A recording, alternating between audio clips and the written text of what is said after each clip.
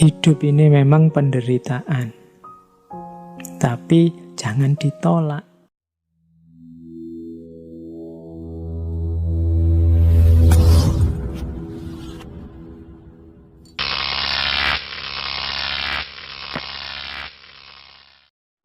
Beberapa filosof besar barat, bahkan filosof-filosof kunci juga punya pandangan bahwa hidup ini isinya memang kesulitan, kesusahan, penderitaan. Cuma ada cirinya, kalau di barat ini membaca penderitaan itu sebagai tantangan. Jadi penderitaan itu sebagai fase yang penting kita sadari untuk kita berkembang lebih baik. Begitu kita sadar, wah menderita ini, aku susah ini. Ini di barat biasanya dipandang sebagai tantangan. Gimana caranya aku keluar dari penderitaan ini, aku bisa menang dari penderitaan ini. Misalnya ada pandangan dari Arthur Schopenhauer.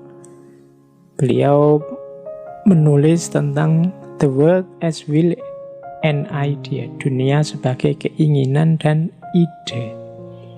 Katanya Schopenhauer, hidup ini digerakkan oleh keinginan kita.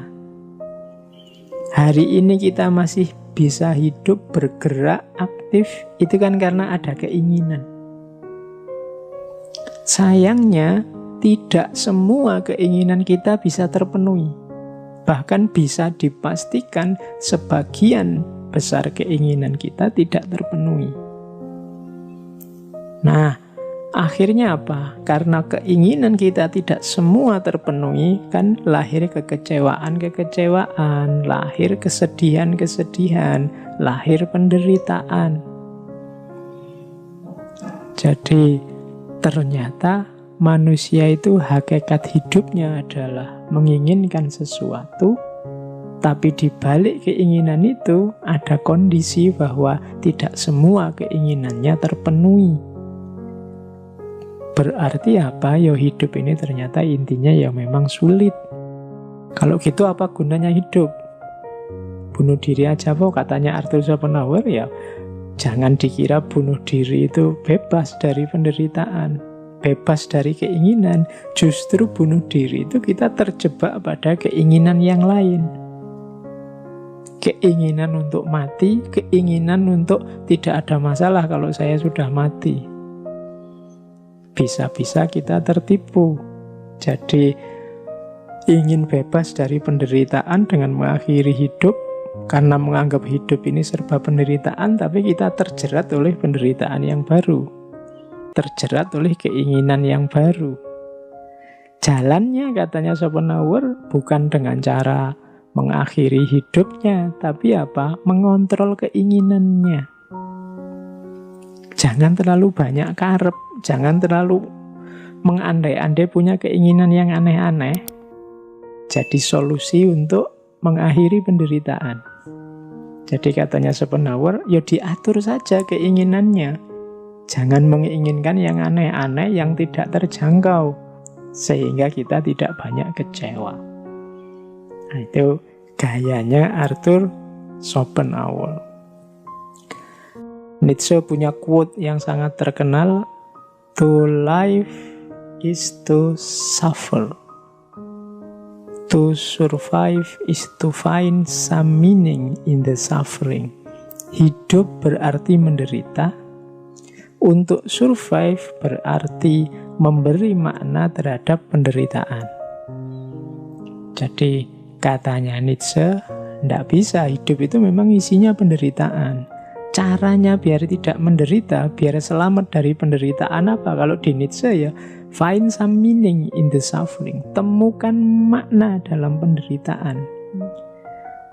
Jadi tempelkan judul, tempelkan makna agar penderitaan ini tidak berbunyi penderitaan.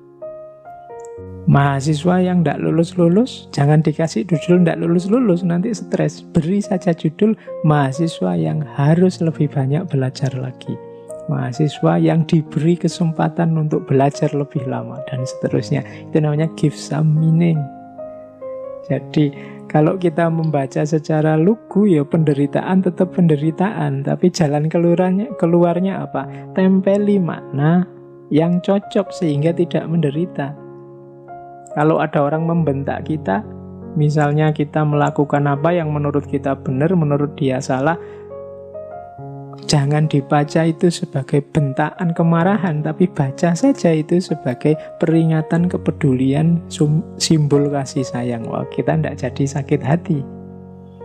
Jadi hidup ini memang menderita, tapi ada jalan keluarnya. To survive is to find some meaning in the suffering. Beri makna saja yang cocok sesuai keinginanmu, yang membuatmu bahagia. Kalau di Nietzsche ada istilah Ja-Sagen. Ja-Sagen ini salah satu istilah yang terkenal dari Sartre yang artinya mengiyakan hidup. Hidup ini memang penderitaan, tapi jangan ditolak. Iyakan hidupmu, apapun situasi yang menyakitkanmu, iyakan, terima dulu. Karena kalau kita menolak situasi, kita tidak akan bisa keluar dari masalah, tidak akan bisa keluar dari penderitaan yang kita hadapi. Maka pertama-tama, ya sahen, mengiyakan hidup. Situasi kita hari ini yang serba rumit, serba tidak jelas gara-gara corona, kita sebut saja memang sedang rumit dan sedang tidak jelas. Itu namanya mengiyakan. Jangan melarikan diri, jangan menganggap tidak ada masalah. Ada masalah, ya diterima, kita memang sedang bermasalah. Karena kalau mengiyakan saja belum, ya kita tidak akan ngerti ada masalah, apalagi mencari jalan keluar dari masalah. Jadi tipsnya Nietzsche selanjutnya, ya, iyakan dulu masalahmu. Nah, baru kalau sudah diiyakan, sekarang keinginanmu apa? Kalau menurutmu ini menyakitkan, membuatmu menderita, keinginanmu apa? Jadi, oke, kalau keinginanmu itu wujudkan.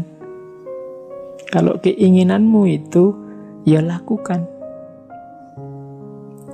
Jangan diam saja, jangan malas, jangan lemah. Jangan jadi orang yang ingin dikasihani. Perjuangkan, wujudkan will to powermu. Kalau makna letternya keinginan untuk menang, keinginan untuk berkuasa. Jadi ada masalah, kita menderita, iyakan. Oke, iya, saya memang ada masalah, saya memang menderita, saya memang sulit. Iya, tapi saya ingin keluar dari penderitaan ini, saya ingin melakukan ini, saya ingin membuahkan itu, saya ingin menghasilkan ini, wujudkan itu. Jangan jadi orang lemah, jangan jadi orang yang ingin dikasihani. Itulah nanti will to power. Jadi kalau Schopenhauer ada masalah karena kita banyak keinginan, ya sudah, kalau ingin tidak banyak masalah, dibatasi saja keinginannya. Kalau Nietzsche tidak, ada masalah, iyakan saja, kemudian keinginanmu apa, wujudkan untuk mengatasi masalah itu. Nah, jadi kalau Nietzsche malah perjuangkan, wujudkan. Kalau di Schopenhauer kontrol dan batasi. Bedanya itu. Ada lagi Albert Camus tentang penderitaan. Kalau di Camus kemarin kan penderitaan itu, kenapa hidup ini menderita? Karena hidup ini absurd. Apa yang dimaksud absurd dalam hidup ini? Hidup ini isinya penuh kontradiksi-kontradiksi, ketidakjelasan-ketidakjelasan. Kita seperti Sisyphus. Bagaimana Sisyphus ini oleh dewa dihukum untuk menggelindingkan batu dari bawah gunung ke atas. Kalau sudah sampai di atas, dilepaskan lagi, menggelinding ke bawah, dia disuruh ngambil lagi, didorong lagi ke atas, sampai atas, dilepaskan, digelindingkan ke bawah, terus dia ke bawah lagi, dibawa lagi ke atas, terus digelindingkan ke bawah, terus begitu, tidak ada akhirnya. Hidup kita, katanya, kamu seperti ini, tidak jelas. Jadi apa target, apa tujuan, apa yang kita lakukan ini sering tidak sinkron. Jadi hidup ini absurd. Ideal-ideal yang ada di kepala kita sering tidak nyambung dengan kenyataan hidup yang kita hadapi sehari-hari. Itu pun kita tetap merasa bahwa ideal-ideal kita itu luar biasa. Atau sebaliknya, kita tetap merasa yang kita lakukan itu cocok dan sesuai dengan ideal-ideal kita. Itu namanya absurd.